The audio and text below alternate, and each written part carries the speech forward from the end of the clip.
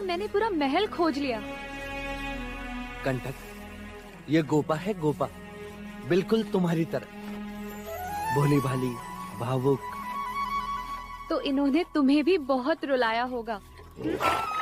देखा, कंठक मेरा कहा समझ गया। गोपा, अब तुम्हें मुझसे इस तरह अकेले मिलने नहीं आना चाहिए। क्यों ना मिलने आऊं मैं? प्रेम करती हूँ मैं तुमसे। पर तुम्हारे पिता ने तुम्हारा स्वयंवर रचाया है और बिना स्वयंवर जीते यदि मैं तुमसे मिलूंगा तो तुम्हारे पिता का अपराधी कहलाऊंगा। अपराधी तो मेरे पिता हैं। पूरे परिवार की लड़कियों को अपना वर चुनने का अधिकार है और उन्होंने स्वयंवर रखकर मुझसे मेरा अधिकार छीना है। सिद्धार्थ, मैंने तुम्हें अपना जीवन साथी चुना है। ये स्थान मैं किसी और को नहीं दूंगी, चाहे तुम जीतो या ना जीतो। देखा कंठा, मैंने कहा था इसे रोने को। चलो मेरे साथ।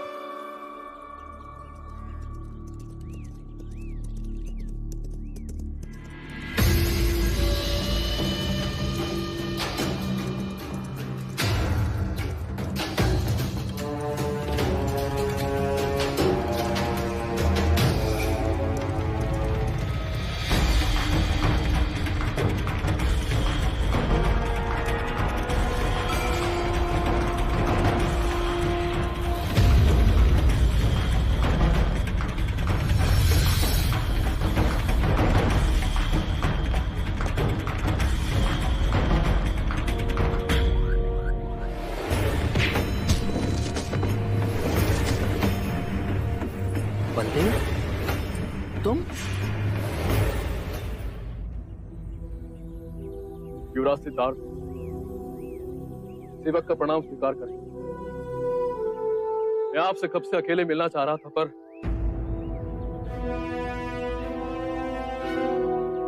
ये गोपा है, मेरी उर्मिला। गोपा ये बलदेव है, उर्मिला का पति। निश्चिंत होकर कहो, क्या कहना चाहते हो? युवराज, मैं आपके लिए अत्यंत महत्वपूर्ण सूचना लेकर आया हूं। शाक्य देश पर संकट का संकेत।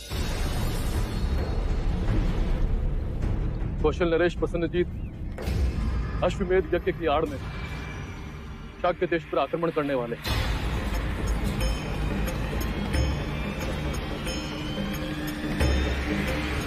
परंतु तुम इतने विश्वास के साथ कैसे कह सकते हो? प्रमाण भी है। कौन? बलदेव। बलदेव, जिसने तुमसे अभयदान लिया था? वो राजदूत जिसके पीछे आपने सैनिक भेजे थे।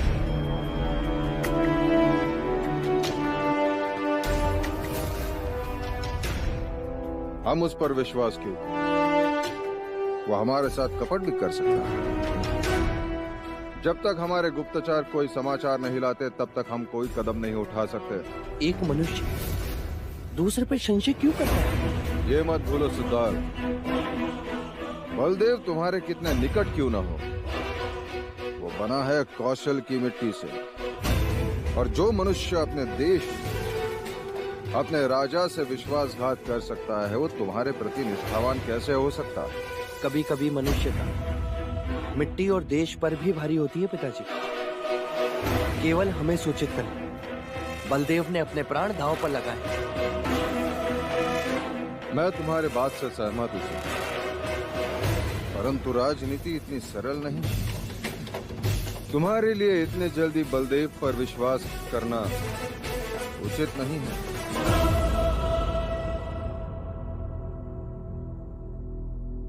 परंतु हम चौकन्ना अवश्य रहेंगे। शाक्य देश पर हम कोई आंच नहीं आने देंगे। पर तुम उनसे युद्ध क्यों करना चाहते हो? पिताजी, हर राजा चक्रवर्ती सम्राट बनना चाहता है। पुत्र, तुम्हारी ये महत्वाकांक्षा हमारे मित्र राज्यों को हमारा शत्रु अवश्य बना देगी। मगध और वैशाली शक्तिशाली राज्य। पिताजी, मुझे केवल शाक्यों पर आक्रमण की अनुमति चाहिए। सन्नजीत, तुम अच्छी तरह से जानते हो कि पश्चिमी देशों का जो भी व्यापार होता है वो हमारे राजमार्ग से होकर जाता है, जिसकी दी हुई चुंगी से हमारा राजकोष छलकता है। कहीं ऐसा ना हो कि सेनापति जी महाराज,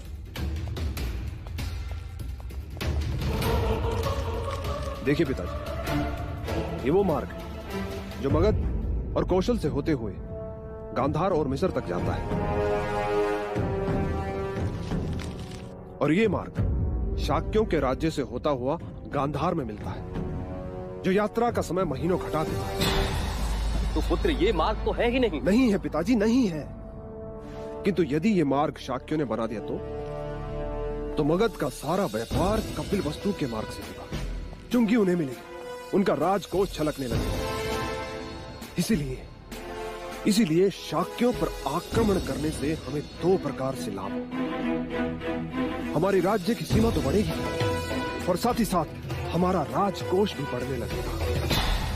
सन्नजीत, शाक्यों को निर्बल मत समझो। उनकी संख्या भले ही हमसे कम है, लेकिन उनकी एकता एक बड़ी शक्तिशाली दीवार है। उसी एकता की दीवार में हमने एक दरार खोज ली है पिताजी, वो अवश्य पराजित होगी। पुत्र, अगर तुम्हारा ये आत्मविश्वास है तो अच्छी बात है। आक्रमण कब करोगे? शाक्यों के यौवन उत्सव के किसी भी दिन। सिद्धार्थ, क्षत्रियों को जीवन में हर चीज लड़कर ही प्राप्त करनी होती है। हर चुनौती के लिए तैयार रहना है। देखो, अब तुम यशोधरा को अपनी जीवन संगिनी बनाना चाहते हो, तो उसके लिए भी तुम्हें स्वयंवर में अपने क्षत्रियता का प्रमाण देना होगा, लड़ना होगा। देवदत्त स्वयंवर में तुम्हें चुनौती देने की तैयारियां कर रहा है। आप चिंता ना करें पिताजी, मैं हर न्यायपूर्ण चुनौती के लिए तैयार हूं, फिर वो चाहे प्रसन्नजीत हो या देवदत्त।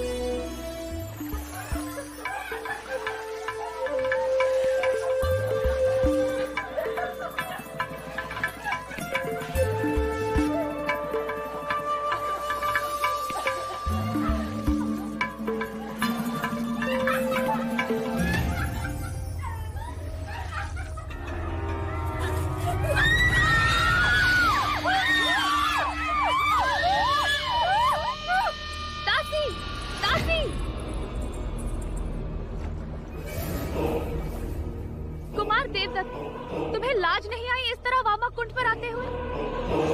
तुम जानते नहीं कि यहाँ पुरुषों का आना निषेध है?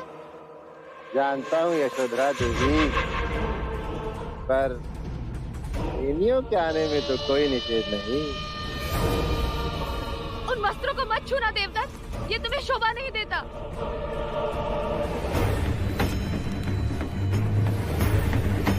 रखो उसे नीचे, वो मेरी चुनर है देवदत्त। अरे हाँ, ये वही तो है जो उस दिन मेरे हाथ से छूट गई थी।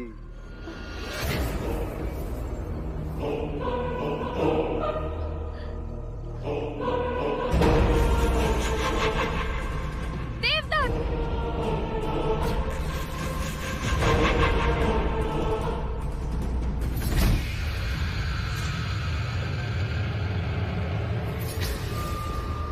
अरे घबराओ मत, मैं तो केवल ये चुनर देने आया तुम्हें, इसे पहन लेना, बहुत शोभा देगी तुम पे।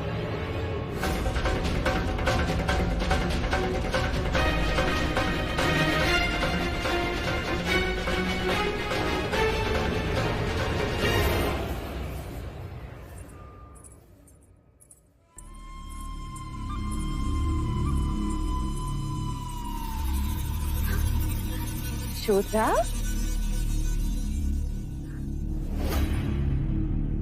ये चुनर तुम पर कितनी सुंदर दिखाई दे रही है। मैं जानती थी तुम्हें ये चुनर अवश्य पसंद आएगी। ये चुनर मैंने विशेष रूप से तुम्हारे लिए बनवाई है। बुनकर जैसे ही ये चुनर मुझे देकर गया, मैंने तुरंत देवदत्त को बुलाकर उसके हाथों ये तुम्हारे लिए भिजवाई।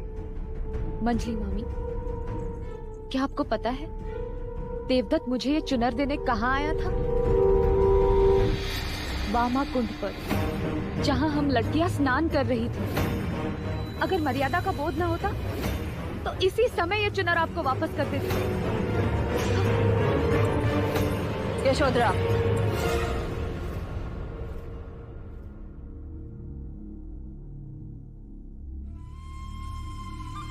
देवदत्त की ओर से मैं तुमसे क्षमा मांगती हूँ।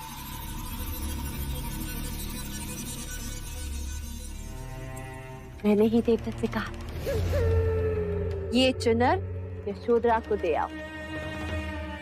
वो बिना सोचे समझे तुम्हें ये चुनर देने कुंड पर चला गया।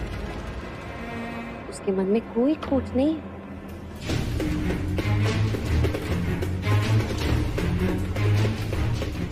तुम ये बात किसी और से मत कहना। तुम्हें पता है ना, एक स्त्री के कारण भाइयों में महाभारत हुआ। तुम ऐसा कोई कारण नहीं बनना चाहते ना? फिर चाहे तुम आधी रात युवराज के साथ क्यों ना घूमो।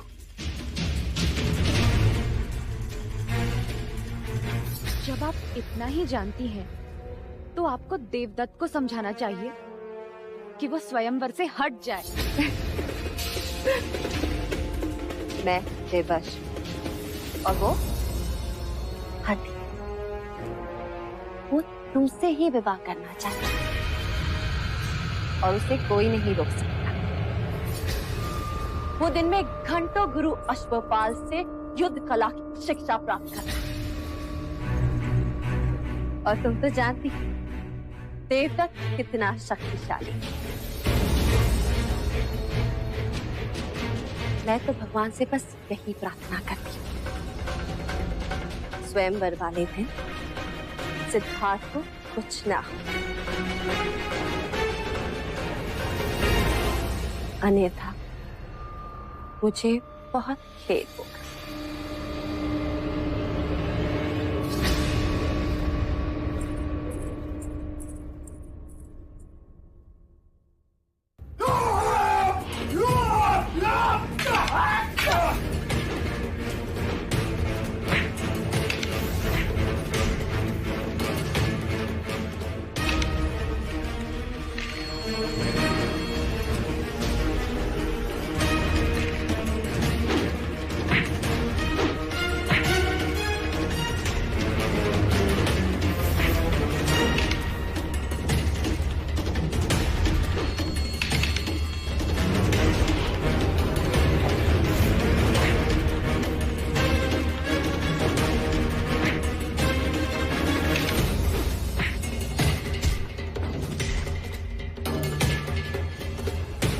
बधाई हो।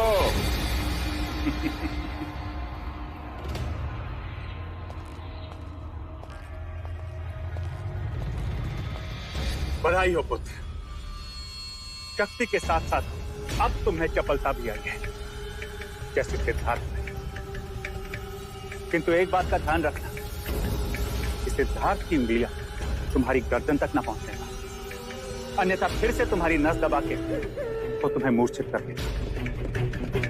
आप चिंता न करें पिताजी, अब मैंने सब जान लिया है। चोटी की तरह मसल के रख दूंगा।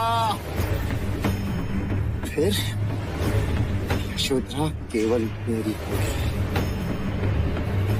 केवल मेरी।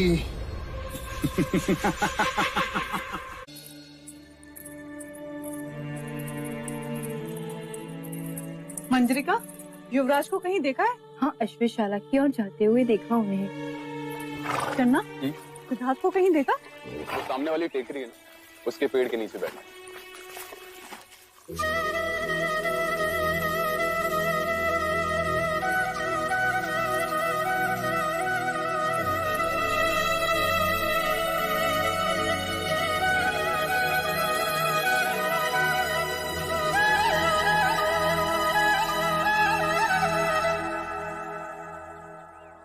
तुम